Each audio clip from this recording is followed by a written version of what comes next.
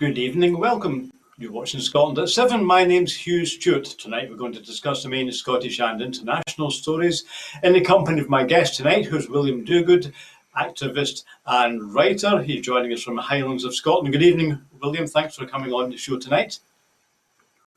Hello. Actually, it's from Bridge of Erne, not quite in the Highlands, but it's close enough. Okay, it's close to the Highlands and the south side of Glasgow, where I am tonight. So I'm going to look at the latest news we have from Ukraine, and then we're going to look at the top stories affecting Scotland and the UK tonight. So first of all, on day 190, this is the latest from Russia's invasion of Ukraine. UN inspectors from the International Atomic Energy Agency, the IAEA, have said that they plan to continue their visit to the Russian-occupied Zaporizhzhia nuclear power plant, despite continuing reports of increased military action in the vicinity of Europe's biggest nuclear power plant. Reports say the UN convoy is being held some 20 kilometres from the front line. IAEA inspectors are being led personally by the Director General, Rafael Grossi, who told the media upon their departure there has been increased military activity, including this morning. Until very recently, a few minutes ago, but weighing the pros and cons and having come so far, we are not stopping. Zaporizhzhia's operator Energoatom said that due to another mortar shelling by the Russian occupying forces, the emergency protection was activated and the operating power unit 5 was shut down. The city mayor of Energodar said that the plant, where the plant is located, posted images to Telegram purporting to show damage to buildings. Dmitry Orlov said several civilian objects were hit. The Russian Ministry of Defense claimed it repulsed an attempt by Ukrainian forces to sabotage or take Zaporizhzhia. It says a small number of Ukrainian troops had launched 2 amphibious attacks. Ukraine's counter-offensive to reclaim Kherson has not stalled or failed, Oletsky Arestovich said. Ukraine's armed forces struck strategic bridges in the southern Kherson region to isolate Russian troops located on the right bank of the Dnieper River. Arestovich added, Ukraine's Ministry of Defense said that Kharkovsky and Kharkiv bridges used by Russia to transport equipment and ammunition to the region had been disabled. Thursday, the 1st of September, today marks the return to school for many children in Ukraine, with face-to-face teaching set to resume in some locations. President Zelensky visited a school in Irpin, which had been reconstructed after being struck and partially destroyed earlier this year. The Russian military is suffering severe manpower shortages and is seeking to recruit contract service members and may even draw in convicted criminals, a US official said on Wednesday. The US obtained a warrant to seize a $45 million airplane owned by the Russian energy firm Lukoil, the US Justice Department said, though the aircraft is currently believed to be in Russia. The aircraft reportedly flew in and out of Russia in violation of the US Department of Commerce sanctions. And finally, G7 ministers will discuss President Biden's proposed price cap on Russian oil when they meet on Friday, according to the White House. That's the latest from Ukraine on day 190 of Russia's invasion. Now, William, we're going to turn to the main energy crisis, the main economic crisis affecting Britain and indeed Western Europe.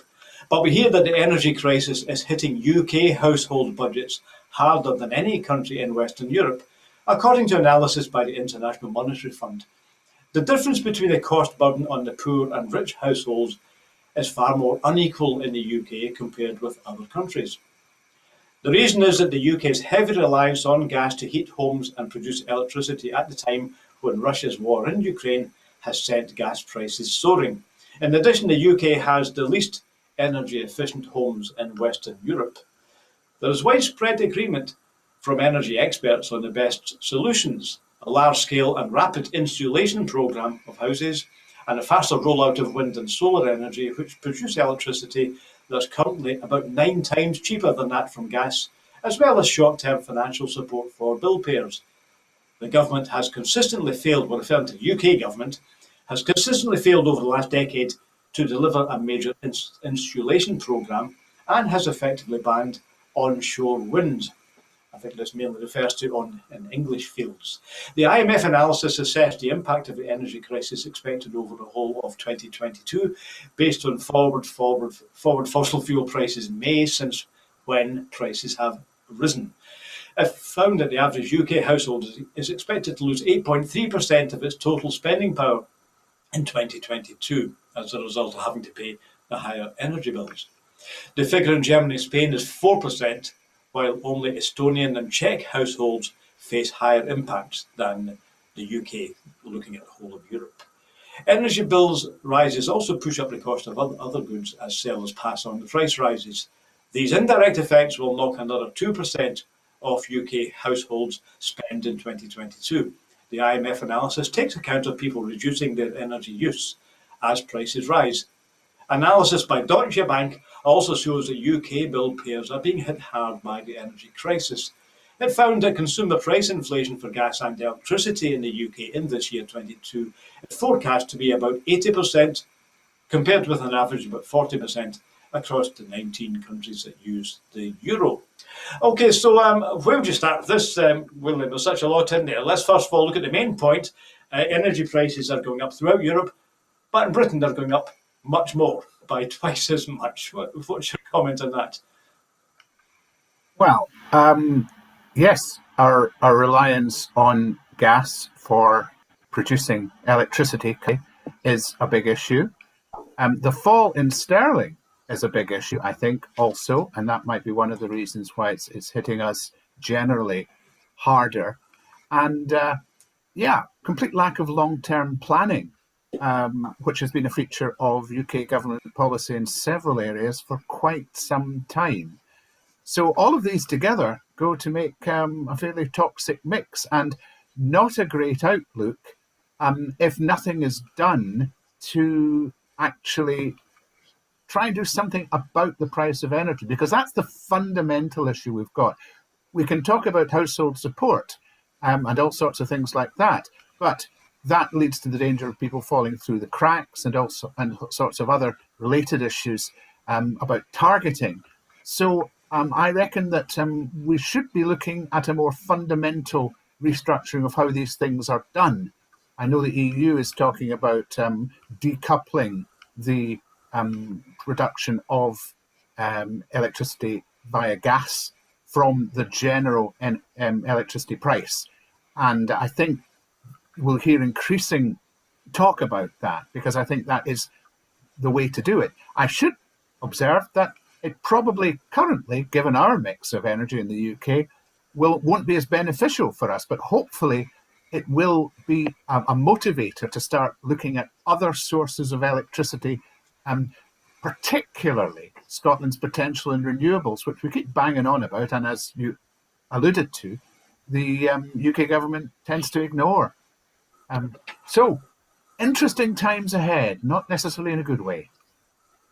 Well, of course, one of the issues we have with the UK, I did emphasise that the UK means England in an awful lot of cases. UK government, of course, isn't really there just now. We've only got Johnson going on about kettles today, so we're going to hear next week who takes over the UK government. But if it is the favourite, Liz Truss, she's made it clear that she doesn't have any time for this green nonsense, does she? It's all about, let's get more gas, let's get more oil, and get it as soon as possible. So you've said that we need to move, obviously, to more renewables, but if Liz Truss does take over on Monday, that's looking not very likely, is it?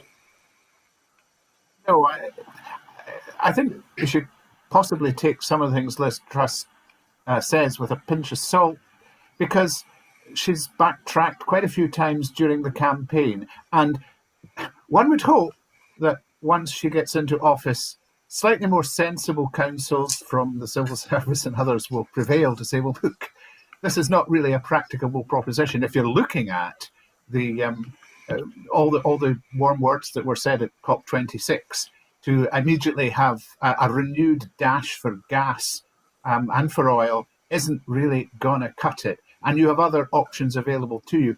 My thinking is that probably, and maybe Boris was trying to flag it a wee bit today, and another thing he said, not about kettles, thank goodness, is that they will be looking again at boosting nuclear, which is in itself something with lots of downsides, and also one of the more expensive means of getting energy.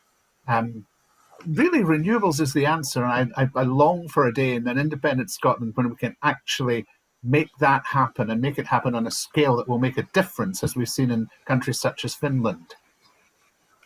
Yes, Scotland, of course, does actually have a surplus in energy from wind. The point I was making earlier on is that, the UK government, it really means the English government when it comes to putting turbines on the land. They're not keen on that. Tories are not keen on having wind turbines in their own green and pleasant fields. There are plenty in Scotland anyway, so the Scottish government has clearly promoted or has allowed planning permission for onshore wind. But again, I don't think we've heard any sign from the Tories that that their reluctance to have onshore wind in England is going to change. So does that mean a future independent Scotland will still be exporting electricity to England?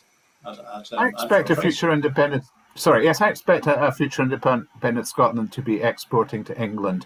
And don't worry, England. I think we'll do it at a reasonable and fair price. So maybe you should stop doing us down, and that might help the price to be reasonable and fair. Scotland will be a general electricity and energy exporter. I have no doubt about that. And I think that Europe generally, and certainly England, stands to benefit from that. Maybe they should buy into it. We'll hear more about the Conservatives' attitude to Scotland in one of the stories that's coming up later, William. But let's move on to figures out today about UK child poverty. Relative child poverty is projected to rise to its highest level since the peaks of the 1990s, and a further 3 million will be plunged into absolute poverty without UK government action, according to the Resolution Foundation. Following the new statistics, which also show that the UK is on track to lose 2 decades of income growth, the SNP has said it's clear that Scotland's children and household incomes can only be protected with independence. The data shows that rising inflation could wipe out all the pay growth since 2003, decrease the typical real household income by 6% over the years 23 to 24, and see the number of people living in absolute poverty increase from 11 million to 14 million by that year, by the year 23 to 24. 14 million in absolute poverty, plus those in relative poverty. The Resolution Foundation has called for a substantial policy intervention on energy prices or incomes to limit destitution this winter. The boss of the big energy company OVO has also called today for the UK government to take action to prevent the poorest households going cold and hungry.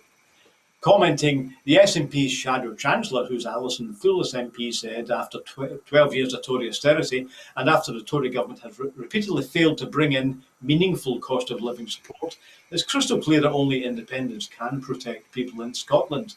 Under the Westminster Tories, relative child poverty is set to reach its highest level since the 1990s. That comes as no surprise, given they spent the last decade systematically dismantling the UK's social security system and bringing in poverty-inducing policies such as the 2-child cap, the benefit cap, the bedroom tax, and slashing universal credit by over £1,000 a year during the pandemic. The SNP, says Alison Thewlis, has repeatedly called for urgent action from the UK government, including measures such as doubling the Energy Bills grant, reinstating the universal credit uplift and extending it to legacy benefits, reversing the energy price cap increase of last week, bringing in a real living wage and matching the Scottish child payment. All of these calls have been ignored. So you were saying earlier on, of course, that when the new Prime Minister takes over next week, perhaps Liz Truss, we don't know, but that's what the rumours are. Maybe people in Whitehall will say, there's a bit of an emergency here. Do you think somebody's going to have a word in the new Prime Minister's ears about what's going to happen to UK society if child poverty goes to levels which are frankly bizarre and unheard of? Not only relative poverty, which really is the gap between rich and poor, isn't it?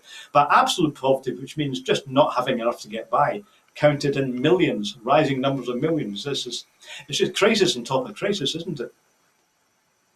Somebody's bound to have a word. The question is, does the government have the nous to actually appreciate exactly the scale and the nature of the problem? Because on its own, cost of living support isn't going to cut it, because there's also going to have to be some form of business support if you're putting money in, because there's no point in supporting households if the businesses for which the members of those households work all fail because their energy costs go up and their clientele stop buying their stuff. And I do also think that at this wider level, we need now to be looking at not just protecting the profits of the energy companies, but doing something about the price. Because we don't know otherwise how long are going to have to go on supporting households and businesses just to keep them going. We need to look at the fundamental problem that's affecting them, which is the artificially high energy price, and also, I think the attachment to gas, which is causing it to be so high. So it's really back to what we were talking about in the previous program, or rather the previous item, I should, not the previous program, although lots of programs, I think, lately. It's a difficult issue. It really is. And child poverty is something in which the Scottish Government has done a wee bit. It's done what it can to mitigate, but it's always mitigation with the Scottish Government. And it would be so nice to have the levers to actually make real the statement that only independence can protect people in Scotland. It can protect people in Scotland by making things fairer, the living wage and the child payments, all we've talked about, but also in exploiting the resources of Scotland to improve the economy and then distributing what is in that economy much more fairly than the ridiculously unequal UK.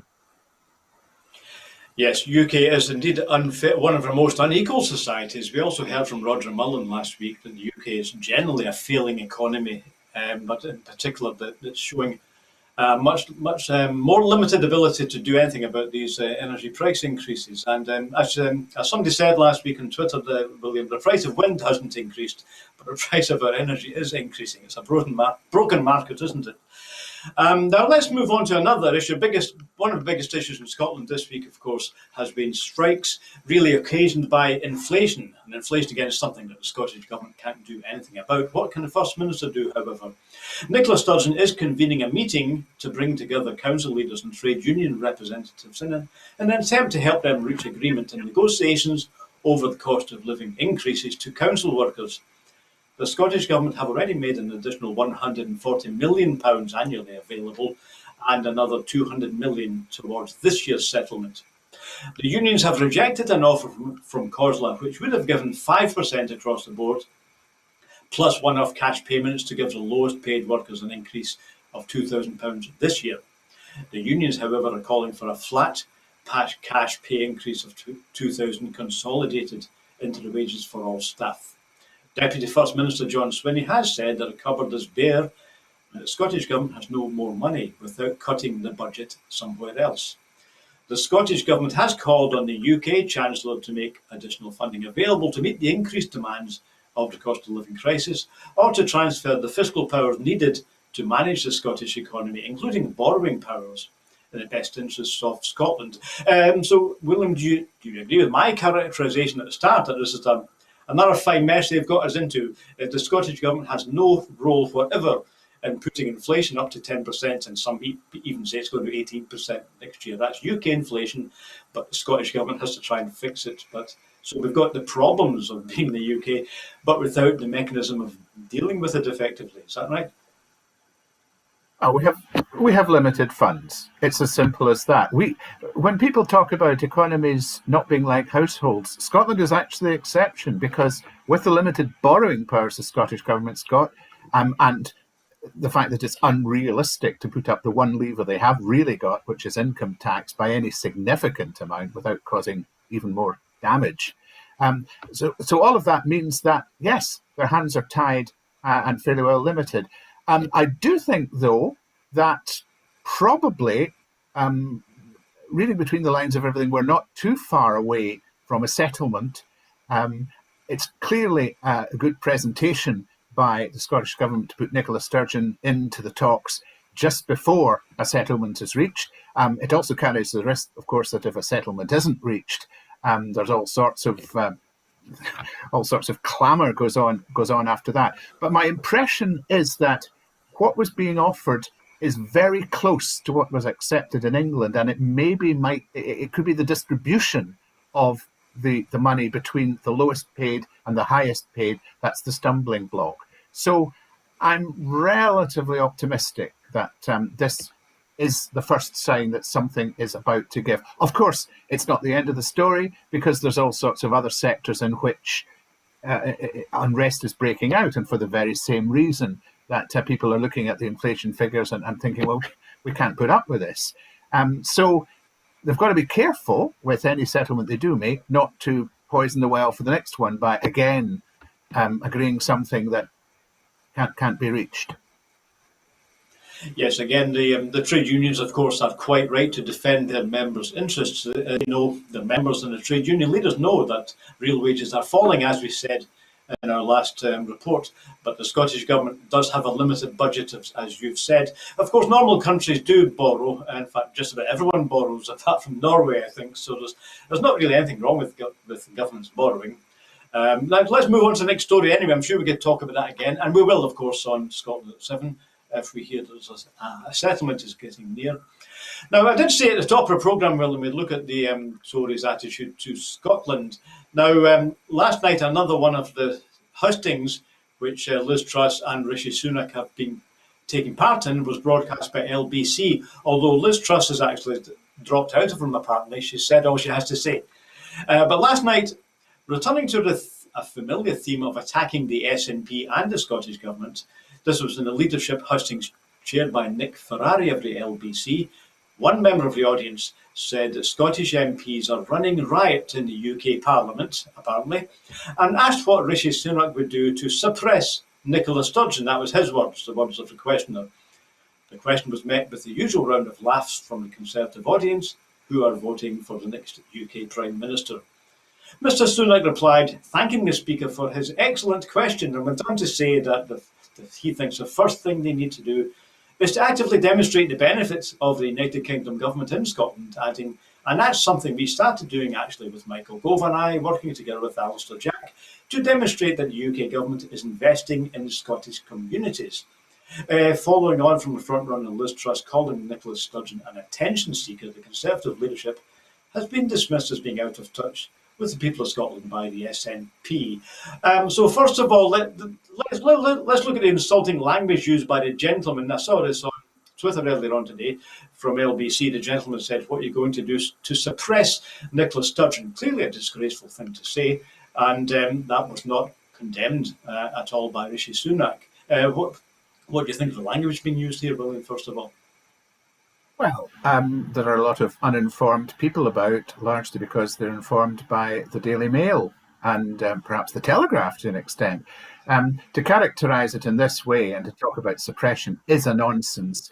And it probably would have been politic of Mr Sunak not to call it an excellent question. He could then have gone on to address it in a sensible way, which actually he did address it in a fairly sensible way from his point of view. The problem he's got is the challenge of showing the benefits of the Union to the people of Scotland, because we've seen enough of the disbenefits. I also think that some of the things that he said they'd already been doing are effectively tantamount to basically bypassing the Scottish Government with funds coming direct to councils, which is a fairly naughty move and something that we should be looking out for, because I do think the attack on Holyrood is underway, as exemplified perhaps or as symbolised by the opening of the UK government's hub today in Edinburgh. It's not there for nothing. It's there for malefactors to do their evil work on the Scottish Parliament, effectively reverse devolution. Yeah, but we have seen various threats, some veiled and some of them real, on the powers of the Scottish Parliament. Of course, the background really is the UK Internal Market Act has to reduce the power of the Scottish Parliament. It can't do anything else, can it? If you want the same standards to apply in Scotland and England, then Scotland, if you like, doesn't have any say. So would you say it's actually inherent in the idea of setting up this so-called internal market that the Scottish government really doesn't fit into that, because Conservatives don't really need a government in Holyrood, do they? It would be very convenient for them if the Holyrood government disappeared entirely. And one has to wonder what the Scottish Conservatives actually think about this in their heart of hearts, those who sit in Holyrood. It was always the cry, and particularly during COVID, why can't Scotland be a bit more like England? Well, the answer was because England's doing it wrong, and maybe Scotland, albeit not much differently, is probably doing it slightly better. So, yeah, I think that is inherent in the Single Market Act. And I think I can see why it's happened, but all this has happened without her consent. And at some point, that's going to have to be taken account of, hopefully quite soon. Now, just before we move on back to the questioner's language, there seems to be a theme from, or maybe the Daily Mail point of view, the theme from English Tories. Tories generally are English because of the size of the country, but there seems to be a theme that the only problem with Scotland is that this nasty person called Nicola Sturgeon has somehow or other ended up running the country. They seem to miss the fact that she's actually been elected. And also that actually, many people would hope that she'd been saying rather more about independence than that. So they ain't heard nothing yet. This happened in 2014. The sort of conflation of independence with a particular leader. It's 50% of the Scottish population wants independence right now, and it's on the way up, and they're just driving it up. Well, again, we will see how all of these stories play out. So next Monday, we'll hear who the Conservatives have chosen as our next Prime Minister. Now, let's look at an international story, and we're going to look at the floods in Pakistan. William, aid workers have appealed for urgent donations to fight the absolutely devastating impact of flooding in Pakistan. As new satellite images appear to confirm that 1/3 of the country is now underwater. The UK's Disasters Emergency Committee, the DEC, launched an appeal to raise funds for the 33 million people affected. The European Space Agency, ESA, released stark images based on data captured on the Copernicus satellite. Those pictures appear to confirm that Pakistan's government, they confirm the Pakistan government's assessment that more than 1/3 of the country, which is an area about the size of the whole of the UK, has been submerged by monsoon rainfall, estimated to be 10 times more severe than usual. The Indus River has overflowed, effectively creating a long lake, tens of kilometres wide, the ESA, European Space Agency, said in their statement. The floods have claimed more than 1,100 lives, including 399 children, destroyed more than 1 million homes, and swept away crops, livestock, and major infrastructure, such as roads and bridges. On Thursday, Saleh Saeed, the chief executive of the DEC, the umbrella for 15 leading UK aid charities, implored the British public to help. Time is critical, he said, with conditions expected to get worse as the rains continue. We are urging everyone, please give whatever you can. So no doubt, William, British people will do what they can. We are skint, as the stories above have said, but my goodness, what a disaster is affecting Pakistan. So, of course, there's long-term issues, which we'll ask you about in a minute, to do with global warming, but there's also the immediate issue. So we've just got to help whatever we can. What can you do if 1/3 of the country is underwater? And there's more rain coming, apparently. Yeah, and I think probably even if more rain doesn't come, the die is cast because you're further up the Indus, there's more water coming. I think probably the British public will be very generous with their money, and no doubt other countries will too. But the big problem for me is the scale of this in terms of the logistics of helping people. So all the money in the world isn't going to make the impossible possible. I also think that there's going to be a huge rebuild once the floods have receded. And yes, there are the deeper questions about how habitable certain parts of the world, or even certain parts of certain countries are, that come after this. But I really feel for everybody involved, and it's just the latest in a line of stories about extreme weather events that are creating havoc. And this, I have to say, is now the norm. And generosity, great, but we need to think more deeply about the fundamental questions. Yeah, huge parts of the country simply do need to be reconstructed. I did hear one of the ministers of Pakistan saying that strong, higher steel bridges, which were constructed after previous floods, have themselves been swept away. So there's huge infrastructure problems. But of course, that's the immediate issue. But then long term, clearly this is global warming again. And it does seem to have a thrown logic, doesn't it, global warming, that the poorer countries will get it first. Is that one of the reasons why the rich countries say, well, we're not doing much about it. We're not. Well, we know what we have to do, of course, is to go back to our previous story. We need to move away from fossil fuels towards the plentiful renewables that are available. But do you think that's one of the issues of global warming, that it's not an immediate problem for you and me? I'm not going to get flooded out in Cathcart. It seems that the biggest disasters always happen in poorer countries. Is that how it looks to you? Well, it's long been said by the aid agencies that the poorest in the world suffer the most from these extreme events, and that's largely because they haven't the resources to effectively insulate themselves from them by moving elsewhere. However, I do think also that it is beginning to affect us. You just have to look at some of the things that were going on, particularly in England during the heat wave. You have to look at the drought that's now affecting England, and indeed is affecting so many other parts of the world, even more so. I think we are now at the point where it is actually starting to hit us. And the way it will really hit us also, even if it's limited in its effect here, is that large numbers of people are going to have to move. They're going to have to migrate to other parts of the world. And that is a huge problem for humanity, because the recent history of accepting migrants, refugees, call them what you will, is not encouraging. We are going to have to assimilate and welcome and make part of our world millions upon millions of people. And I'm not sure right now we have the will and the capacity to do it. And indeed, that is indeed a worldwide problem. There are millions moving not only from the Middle East or Africa into Europe, but also towards Australia, and from the Latin American countries into the north. So, yeah, that is a feature of the modern world. Certainly, there are tens of millions are on the move, and environmental disasters that are included in the drivers of that. Global warming then now. And that reminds me of a story a few years ago when Sarah Palin was standing for vice president. She, of course, was representing the great state of Alaska, and she said, burn, baby, burn that oil, she was saying.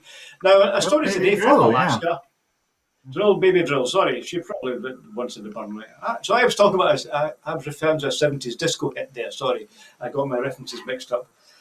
Anyway, let's move on, because the news today is that Democrat Mary Peltola has won the special election for Alaska's only US seat in the House, coming on top of a field which included Sarah Palin, who was seeking a political comeback to the state where she was once the governor. Mary Peltola, who's a Yupik, the Yupik people turned 49 on Wednesday, and becomes the first Alaskan native to serve in the House and the first woman to hold that seat. She will serve the remaining months of the late US Representative Don Young's term. Young held that seat for 49 years before his death in March. Ms. Peltola's victory, coming in Alaska's first statewide ranked choice voting election, is a boon to Democrats, particularly coming off better than expected performances in special elections across the country this year, following Supreme Court overturning of the Roe Wade abortion case. She will be the first Democrat to hold this seat since the late US Representative Nick Begich, who was seeking re-election in 1972 when his plane disappeared. Begich was later declared dead, and Young was elected to his seat in 1973 until this March. Mary Peltola ran as a coalition builder, while her two Republican opponents, Palin and Begich's grandson, also Nick Begich, at times went after each other. Palin also rallied against the ranking voting system, which was instituted by Alaska voters. It's a ranked voting system. Sorry, I haven't looked in the details, William. After the results came 15 days after the election, which was on the 16th of August, in line with the deadline for state election officials to receive absentee ballots mailed from outside the US. Ranked choice tabulations took place on Wednesday after no candidate won more than 50% first choice votes. Mary Peltola was in the lead heading into the tabulation rounds. Winning the special election gives Mary Peltola a good chance to retain the seat for a full 2-year term of office in the November general elections. So just quickly, let's just look at the voting system. And I don't look at it in detail, though, but I think this is a kind of PR vote. It's not just first past the post, but there has to be a cut-off, and then votes can get reassembled until somebody gets over the quota. So it's one way of having a slightly more proportional election, I think, right? So is that probably a fairer way than first past the post, do you reckon? Proportional is always fairer than first past the post. First past the post results in all sorts of distortions, as we well know. People say it creates strong government. Yeah, but it also entrenches ridiculous majorities that actually aren't justified by the votes cast. So, very much, I'm sure, a proportional representation type of vote, but a significant change in a seat that the Republicans have held for 50 years. It'll be interesting to see if the November elections repeat that, because I think it's going to be Peltola, most likely v. Palin again. The significance ongoing, well, who knows? Who knows? And you might want to ask about that. I don't know, so I won't launch into that at this point. Well, we'll certainly cover the November midterms because they have a crucial importance for America and for everybody else, really. But it is interesting, as the report says, though, that the right wing, the Republicans, are not having it their own way since the Roe Wade overturning by the Supreme Court. There's been a couple of victories for people who have stood on the freedom of choice line. So you think this idea that the Trumpist candidates are going to sweep all before them, is that not really in the bag for the Republicans? I think it's not as in the bag as we thought. And of course, not knowing much about it in this country, we have our own views. But interestingly, we had in the hub today a couple, a Scotsman who moved to Florida, who married somebody he met out there, and they were visiting. So she was very, very savvy about US politics, and she is concerned about the possibility of Trump getting back in 2024. But she does think, from what she said, that I think possibly Roe v. Wade has made the Democrats a lot more determined, and they're fighting, I suspect, an existential battle. That is such a polarized country that they need to swing that pendulum back. And I believe that maybe there is some of that in some of the results we're seeing. However, there's also a possibility with Palin that she had made herself unpopular in the past. I think she resigned the governorship of Alaska rather suddenly, and has then gone on to be a high-profile figure on telly, I think because she had to make money to pay legal fees.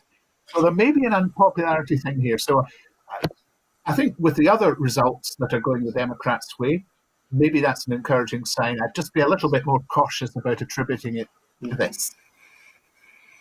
Okay, well, as I said, if all eyes will be on the November midterms when that comes round to see if Biden can get his people in the Congress. Now let's move on to our next story. It's about the trains in Spain. A scheme allowing free travel on suburban and middle-distance trains has begun in Spain, the latest in a series of European public transport initiatives intended to address increasing fuel costs. It comes as German rail fares returned to normal after a 3-month experiment with €9 tickets everywhere on trains, trams and buses. Although Spain's scheme, which runs until the 31st of December, is designed to help commuters cope with inflation, it will also, like Germany, benefit leisure travellers as well. Passengers can obtain a rail pass via the National Rail Network, that's the RANFE, the Renfe app, or at railway stations. They must nominate a destination and pay a deposit of €10 for suburban lines and €20 for middle distance journeys, and after which a QR code will serve as a ticket. The deposit will be refunded at the end of the year if the ticket holder has travelled at least 16 times to the specified destination. The ticket applies to all destinations in the same zone as the specified station. In the case of Madrid and Barcelona, for example, it means free travel within the radius of about 30 miles of that city. Visitors to Spain can sign up using their passport number, and for those using the city as a base to explore the surrounding area, there are significant benefits. For example, a return ticket from Madrid to nearby Aranjuez cost €12.50 or to Toledo €27.80. Even by forfeiting the €10 deposit, there's still a saving of €40 if you went to both of those places. However, the real beneficiaries are commuters who could save as much as €300 on regular journeys to work. Metro fares in Barcelona have also been reduced by 30 to 50% until the 31st of December. A 10-trip multi-use bus and metro ticket that covers most of that city will now cost you €7.95. In a further move to ease the impact of rising costs, the Spanish government has announced it will cut VAT and fuel bills from 21% to 5%, at least until the end of the year. The German scheme has been credited with saving about 1 million tonnes of CO2 emissions by encouraging people out of their cars and onto public transport. Germany is currently considering a successor to the €9 ticket. Well, William, I'm not going to ask you if you think this is a good idea, but what I'm going to ask you is, do you think people in Britain are sufficiently aware, the people who unfortunately don't watch Broadcasting Scotland, right? Do you think people in Britain are aware of how rubbish our transport is and how expensive and how it can be? It doesn't have to be that way because it's been done much better in Europe. Not fully aware of quite how expensive it is compared to others. I think quite a few of them feel it's a bit rubbish and could be improved. As far as the trains in Spain causing less financial pain go, it's an object lesson, as is the German experience, that if you have a state-owned rail company, you can do things, assuming you've got the money to back it. And that's what both the Spanish government and the German government have done. Scotland, of course, does now have a nationalised, its own state-owned rail company. We just haven't got the financial muscle to do something about it. But it is important, I think, to this is all part of is as much part of the green thing as an energy saving thing. Energy saving very, very important to the Germans at the moment, so that's why they'll be considering a successor to the £9 fare. But also in green terms, we need to wean people onto public transport, and therefore we need to make it effective, punctual, reliable, and affordable.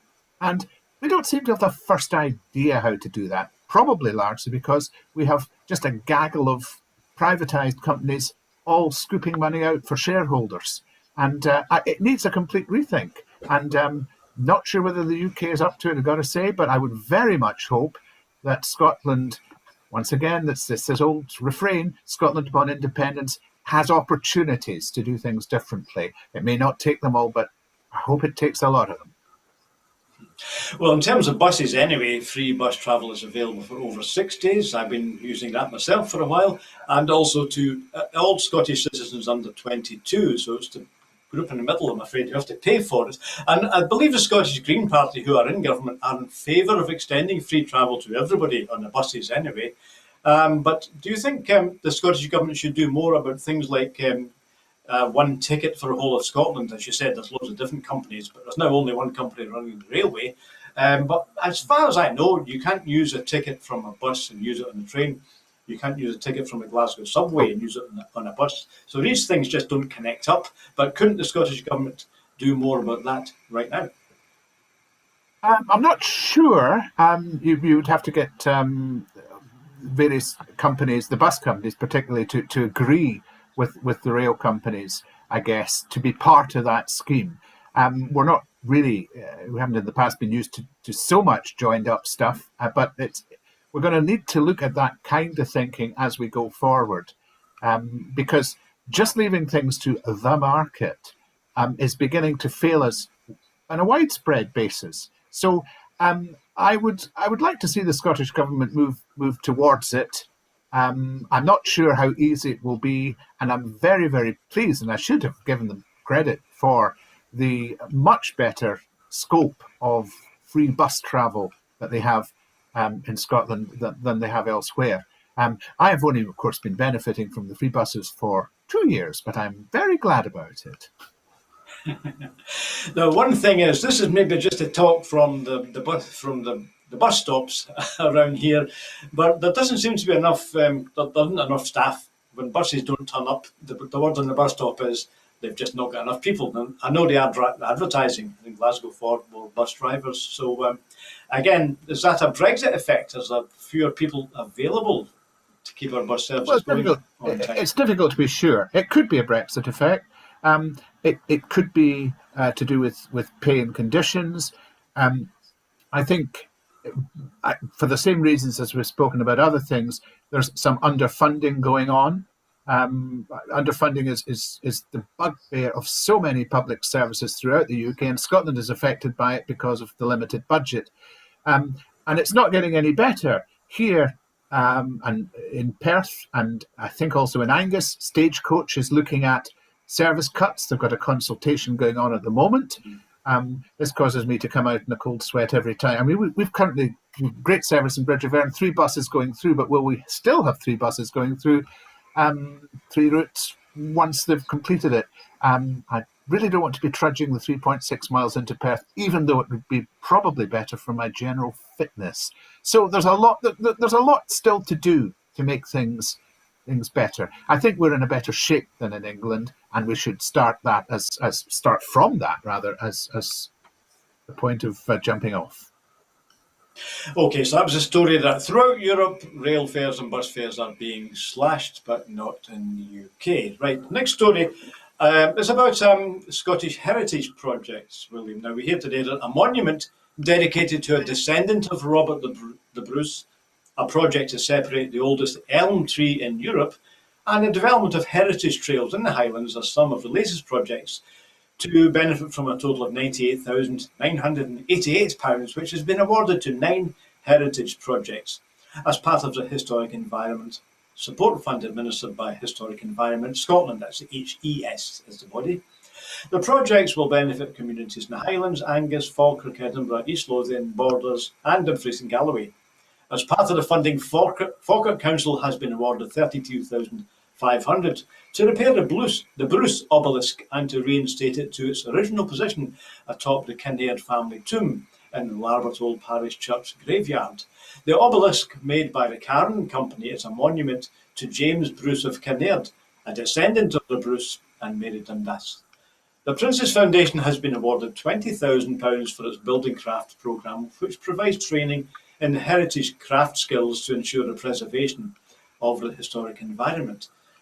Circus Airspace has been awarded £2,500 for a community project to celebrate and showcase the heritage and cultural value of the historic Beaulieu Witch Elm Tree. This tree is located in the grounds of Beaulieu Priory, and it's believed to be the oldest tree of its type in Europe. In Drumnad, Rocket, Strathglass and Shorvius, they will all receive funding towards developing heritage trails, including installing interpretation, producing a leaflet and supporting a programme of events. Historic Environment Scotland's fund is used to support a variety of one-off heritage-related projects in Scotland.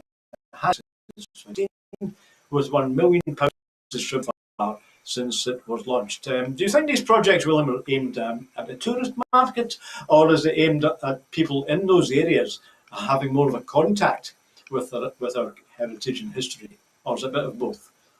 I think it's a bit of both, but I think the community aspects of it are quite important. We need to build our communities, and yes, I think anything that enhances the environment and enhances people's feel for the history and the heritage, indeed, of their environment is a good thing. And it can't do anything other than help tourism as well in those areas. So yeah, I think pat in the back all round. It's small funds, but small funds can do significant things if they're properly spent in the right places. Yep, elm trees are amazing things too, aren't they? I think they do actually last for hundreds of years, but I wasn't aware of the Beaulieu one being possibly the oldest. I wonder how you know. Do you carbon date elm trees? I'll move on unless you have anything on elm tree dating to tell me about. Chop it down and see how many rings there are. Oh no, you don't do that. No, move on. No, we better not do that. Yeah, where was I yesterday? I saw a tree in that condition. Somebody was saying this is how old it is, but yeah, you had to sacrifice a tree in order to do that, I'm afraid. Well, we seem to have run out of stories tonight. Yeah, that's about it for tonight, William. So, listen, thanks very much for joining us. It's very good to see you again.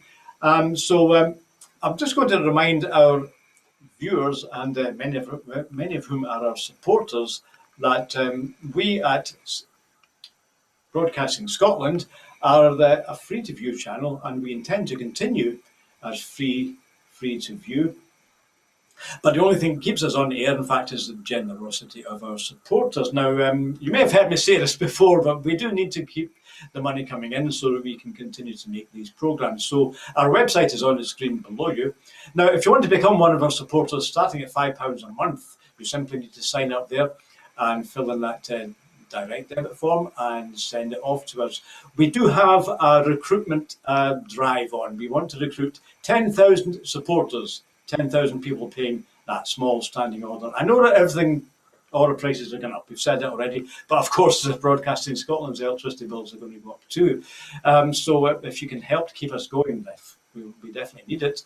And of course, all the money we get in is turned into programme making. So the more money we get in, the more programmes we make. Now, we are delighted actually on the programme to get excellent guests. Practically every night we get somebody really worth listening to, worth talking to, such as William tonight, whom I thank for being on the show. And you know, William, I've been very impressed by the standard of guests we've had the last few months. I don't know if it's because the First Minister said that actually we're going ahead, we're going to have the referendum next year. There seems to be to me, I think it's been a general picking up of interest, and we've got a lot of really excellent people on the show. So I do hope we can continue to do that. I don't know if you've noticed yourself, but we've had some pretty good shows. I have noticed, but I'm hardly going to say your guests are all excellent, am I? That would look very self-interested. But yeah, high standard, and I think the more informed discussion we hear, the better it is. And informed discussion is not something we hear enough of, I think, in our media generally. So I'm very pleased to be part of it, even a small part. It's been great. Thank you. Yeah, it's been a pleasure again to have you on. So that's about it for tonight. So I'll be back tomorrow with Scotland at 7, and we'll discuss the latest news from Scotland and internationally. So thanks for watching tonight. I'll see you later. Bye.